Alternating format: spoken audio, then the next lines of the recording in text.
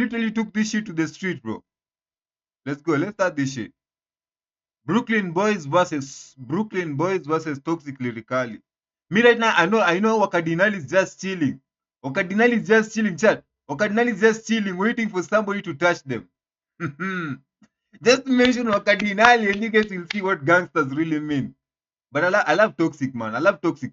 Toxic means this shit, bro. When he says we beefing, we beefing. Toxic akisema we beefing, G. Tuna beef. Hakuna cha mdomo papa. We beefing like real type shit beef, man. Let's go. Kali and the Brooklyn Boys.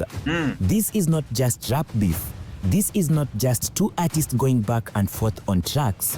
What I'm about to break down for you today is a story of betrayal, territorial warfare, hidden alliances, and a conflict so deep that it's literally splitting the entire Kenyan drill scene in half.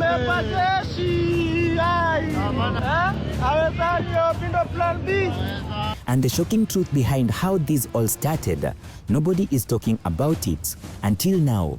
So buckle up, because talk about it, by the end talk of about this it. video, everything you thought you knew about night drill is about to change. And trust me when I say, what happens next is going to leave you speechless. I am waiting to be left. Yo.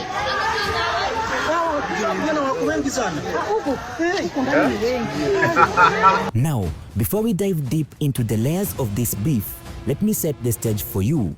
Nairobi, Kenya, a city pulsing with energy and creativity, and an underground music scene that has been quietly exploding onto the global stage. Yo. Kenyan drill, sometimes called night drill, emerged in the late 2010s and early 2020s as young artists from Nairobi's roughest neighborhoods began adapting the UK and Chicago drill sound and making it unmistakably Kenyan, sharing lyrics, Nairobi street codes, and a raw, unfiltered energy that resonated with an entire generation.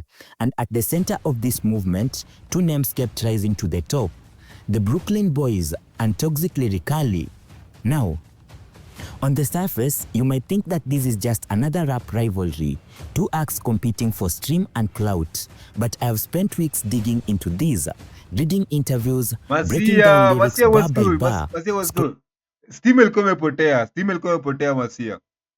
Steam ilikuwa imepotea, now we back though. Steam ilikuwa imepotea. Yeah, right now like najaribu kuona what's going on here. This guy probably has like something deeper to tell us on this beef. I don't know if you're following it, but this guy has something deeper to tell us on this beef, man. Let's go. Rolling through the tweets and Instagram stories that have since been deleted, and what I found is that this beef is a mirror reflecting something much bigger, something that cuts to the very hearts of Nairobi streets. It's a culture, it's the soul of Kenyan drill itself. So let's start from the very beginning. Yeah. Now, this is where everything gets really interesting, and where most people's understanding of this beef is incomplete. The initial Wait, chat. Let's be honest though. Masia, let's be honest. Tell me this. Let's be honest. Somebody once told me that I look like this nigga. No, like Masia. Tell me. Listen, I was just chilling. I was just working. I was just minding my business. Just because we have similar dreadlocks, I do not look like Toxic Lyrically. If anything, maybe he looks like me. Like, Masia. No, check it, chat. Let's be honest though. Hebu mniambie hapa hivi. Mniambie. So I was just chilling. I was just working. And then like it happened 3 times. The first time I was working in a hood somewhere, and then bro was like, sura ni mbaya na mamaza wa resist. Niko like, rada. Alafu ako like, yusi ni wimbo yako. Ah no, si wimbo yangu. It's not my song. So that's the first instant. They mistakenly took me at you kind of look alike. Akiwa Masia don't trip. At you mistakenly, then alikuwa sema at you kind of look alike, right? So then I chilled. Then another day I was working in town, and then another person was like, yo bro, kwani bro wako ako wapi? Toxic Lyrically. Like, G, chill. I don't look like this nigga. This nigga looks like me. This guy looks like me. Like, Masia, be honest though. You know me. Be honest. I don't look like this nigga. This guy looks like me. If anything, he looks like me. He's lucky to look like me. And you kind of look alike. You lying or lie. But anything I respect this dude. This guy is gangster. This guy is gangster. I respect him. The actual phase of Toxic Lyrically Not lie. versus Brooklyn Boys conflict Yeah, wasn't yeah. fought with direct diss tracks. No, it was fought with subliminals. And in the Kenyan drill culture, subliminals are an art form. Both sides began dropping tracks where certain bars, if you listened closely and understood the street references, were clearly aimed at the other side. Wait, I look like a humble version of Toxic Lyrically. Hey, I am not okay. I am humble. I am humble. I am humble though. You say I look like a humble version of Toxic Lyrically. Ah, Monsieur, you just calling me broke. Monsieur, you just calling me broke version of Toxic Lyrically. Wallahi, that's a easy. Yo,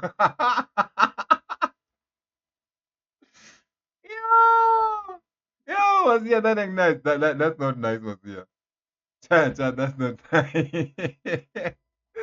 Humble beginnings. You just calling me broke right now. But no worries, no worries. Toxic would drop a freestyle and bury a line about Oh. fake drillers about the East who rap about life that they have never lived. The Brooklyn Boys will respond with bars about cloud chasers from the North trying to ride a wave they didn't even create. And here is the genius of the subliminal warfare. It created a mystery. It created a debate. Fans would dissect every single line.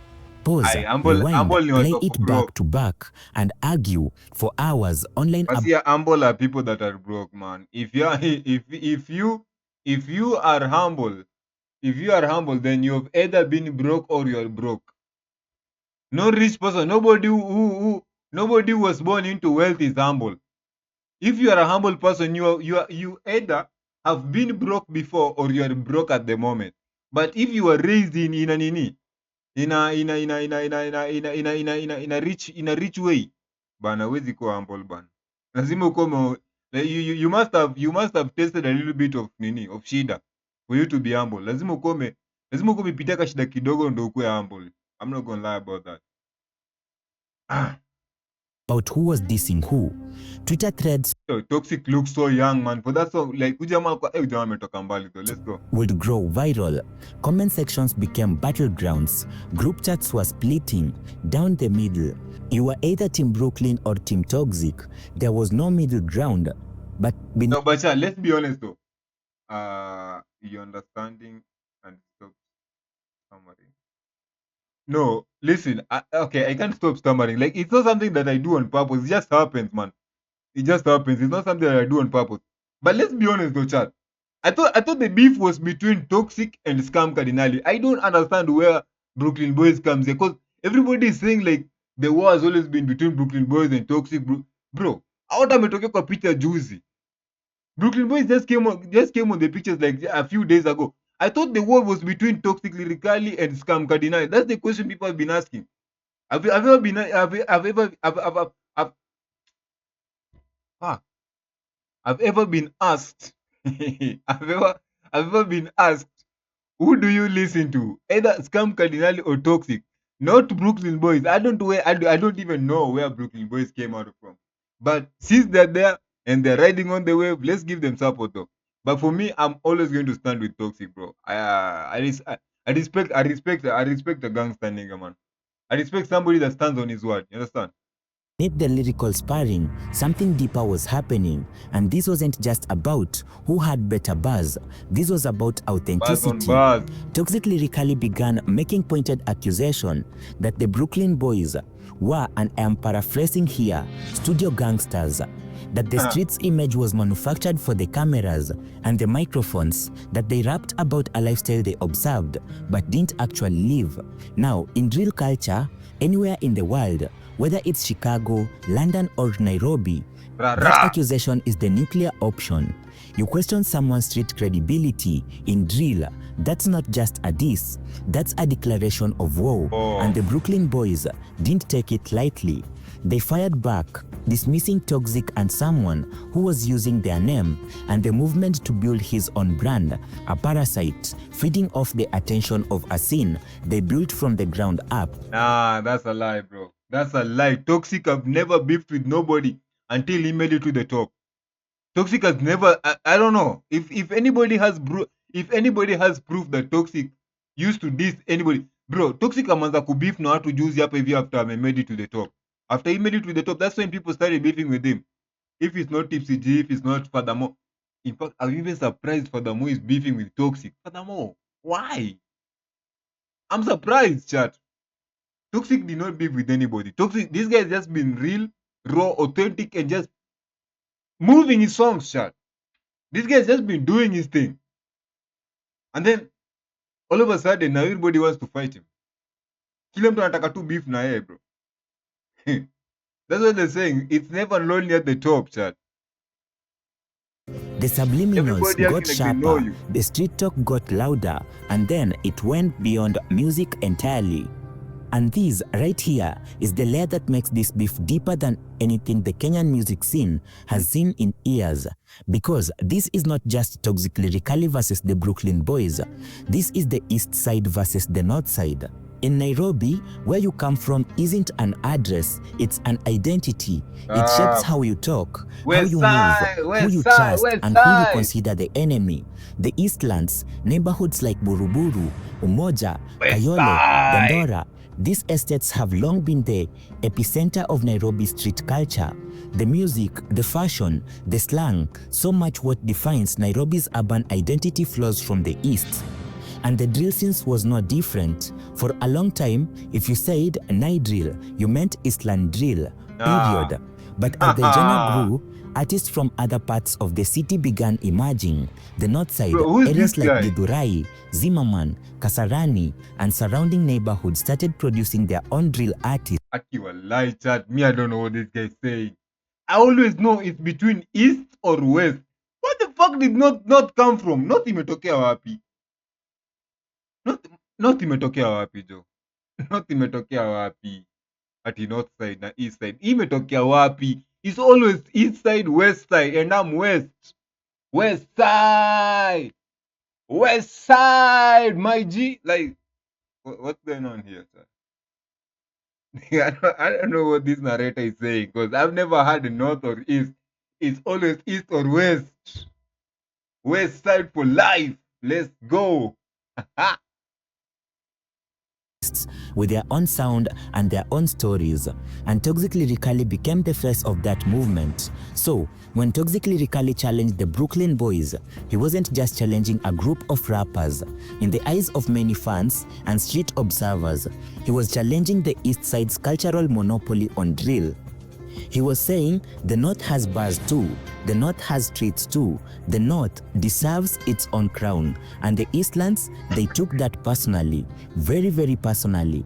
This regional dimension transformed the beef from a personal rivalry into something resembling a proxy warfare. Fans did not just support artists, they supported their neighborhoods. Online arguments turned into real-world tensions. Events where both sides might be present became charged with an energy that promoters and venue owners were increasingly nervous about. The mistakes were no longer about Spotify streamers or YouTube views. The stakes were about pride, territory, and legacy. And just when you thought it couldn't get any more intense, the diss tracks went from subliminal to direct, and what was said on those records changed everything. Now we're getting to the part that truly shocked the scene. After months of subliminal back and forth, both sides took the gloves off completely. Tracks started dropping where names were either directly mentioned or so thinly veiled that there was zero ambiguity about who the target was. And the content of these disses went far beyond typical rap beef territory. We're talking about allegations of snitching.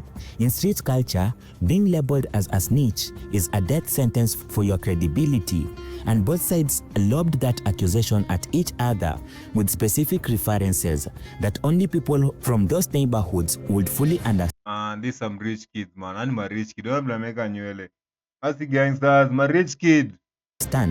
Fans and drill commenters spent weeks trying to decode these references, pulling up all social media posts, screenshots and conversations, and even real-world incidents to verify or debunk the claims. Then there were the buzz about family members, personal, cutting references that crossed lines that Kenyan drill scene hadn't seen crossed before. Without getting into the specifics that could cause further harm, let me just say that some of the things said on works were deeply personal and clearly designed to wound, not just compete. There were also references to past street altercations, real events, real confrontations, moments that happened outside of the recording studio, brought into the music as evidence of those of who was really about that life and who was fabricating a persona. One particularly explosive freestyle session, which circulated widely on social media, contained buzz from the toxic camp that essentially narrated a specific incident involving a member of the Brooklyn Boys, painting them in a light that was deeply unflattering. The response from the Brooklyn camp was equally savage, questioning Toxic's background and suggesting that his Northside credentials were exaggerated. Now, here is the thing that most commentary on this beef misses. These are not just words on a beat. In the context of Nairobi street culture, these allegations carry real weight. They affect how people are perceived on the ground. They can open old wounds, and they affect how Yo, chat, Masia. Masia, be honest. Ujamaa kikatia utaingia box. Masia, let's be honest though. Nah, let's put the beef aside. Let's put the beef aside. Look at this dude. Masia, I'm waiting for. Tell me right now. Be honest. Look at this guy. Ujamaa kikatia unaingia box. Utaingia box uchinjwe. Wewe kikatia, yuwe unaingia kwa box unachinjwa. Angalia hii sura. In the thought I had a tough face. Hey, gee. Hey, hey. Yo. Hey. how people are perceived on the ground. They can open old wounds and reignite conflicts that have nothing to do with music. And that's what makes this beef so dangerous and so fascinating. But that is not all, because the ripple effects of this rivalry extend far beyond two main parties, and what happened to the broader Kenyan drill scene as a result. Wait until you hear this. Now, here is the paradox at the heart of this entire conflict. The Toxic Lyrically vs Brooklyn Boys beef has simultaneously been the best and worst thing to happen to the Kenyan drill. Let me explain. On the negative side, the beef has created a civil war atmosphere amongst fans. Online spaces that used to celebrate night drill as a unified movement are now fractured along factional lines. Collaborations that could have elevated the entire genre have been blocked by the animosity. Emerging artists feel pressured to pick a side, which limits their creative freedom and their ability to work with producers and features from the opposing camp. Some artists have even spoken privately about how the beef has made the scene feel hostile and unwelcoming, particularly for younger drillers who just want to make music without the policies. There are also legitimate concerns about the beef spilling beyond music into real-world confrontations. While nothing major has been publicly confirmed, the tension events and in certain neighborhoods is palpable, and for a genre that already faces scrutiny from the Kenyan authorities and mainstream media, this kind of conflict doesn't help the case for drill being taken seriously as an art form. But Listen. About that, listen, chat. Let's face this fact. You see what bro has said that drill being not taken serious in Kenya, that they're saying is form of violence. Listen, I've seen celebrities now trying to use this chance to like bring propaganda in the bill. Let's be honest. There can only be progress if there is competition. Let me not lie. If there is no competition between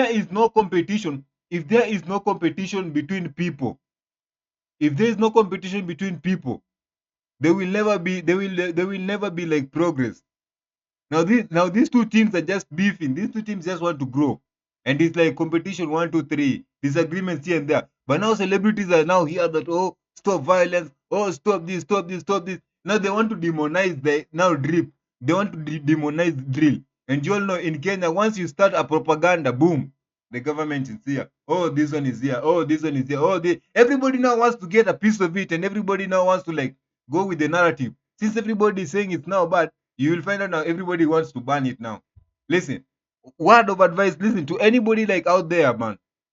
Listen, this is just a simple beef. Ain't nobody is getting hurt. It's musical and a little bit physical. Because hizi kwa tu ni mdomo peke yake, lazima pia uonyeshe street credit yako. That's what I'm talking. Lazima you have to show like your street. You have to show your street gangster points. You understand? So if these people like get on the street and fix their problem, it's man to man. Let it happen. But please don't demonize drill. Don't demonize hip hop in Kenya. I see what you people are going to do. And please, Kenyan celebrities, acheni kuruka tu kwa story bana. Yani nyinyi kila kitu kifanyika tu hivi. You always have opinions. You always have opinions. Chill, man. Let just things flow. Everybody always have opinion on something. Kenyan celebrities. Fuck. Man, I'm so tired. Like, bro, I'm trying to go like say Kenya. Let's just finish this, man. And this is a significant but. The beef has also been a rocket fuel for the genre's growth. The competitive energy has pushed both Toxic Lyrically and the Brooklyn Boys to release some of the best music of their careers. Exactly. When you know your rival is in the studio cooking up bars designed to bury you, you elevate your own game. The quality of production has improved. The storytelling has become more vivid and more compelling, and the audience has exploded. The beef has generated enormous attention for Kenyan drill, not just locally, but across East Africa and even among diaspora communities in Europe and North America. People who had never listened to a night drill track before were suddenly clicking on these tracks, getting pulled into the narrative, and then exploring the broader catalog of both artists. From a pure numbers perspective, the rivalry has been a marketing engine that no PR campaign could replicate. Industry analysts and music commenters in Kenya have noted that the streams, views, and social media engagement around Kenyan drill spiked dramatically. During the peak periods of the beef, new fans were converted, new subscribers were gained, and the genre as a whole received a level of mainstream attention that years of grinding hadn't achieved. So was the beef good or bad for the Kenyan drill? Toxic Lyrically versus Brooklyn Boys beef is really about one fundamental question. Who gets to define Kenyan drill? Who owns the narrative? Who is the king? Who is the king? My boy, Mr. T. Not Mr. T. Mana T. Mr. T. Fuck. Yeah. Mana T. Mana T is the king. Exactly. Mana T is the king of Kenyan drill, and no beefing there. Decides what authentic sounds looks like, what drill looks like, and who deserves to wear the crown. The Brooklyn Boys believe that they built this house, they laid the foundation, they set the standard, and anyone who comes after them is standing on their shoulders, and there's truth to that. Their contribution to the genre is undeniable. Toxic Lyrically believes that a house belongs to whoever makes it better, that no one groups get keep an entire genre, that talent, authenticity, and hunger should determine hierarchy, not geography of who came first. And here is the truth to that too. This tension between legacy and evolution, between the establishment and the challenger, is as old as hip-hop itself.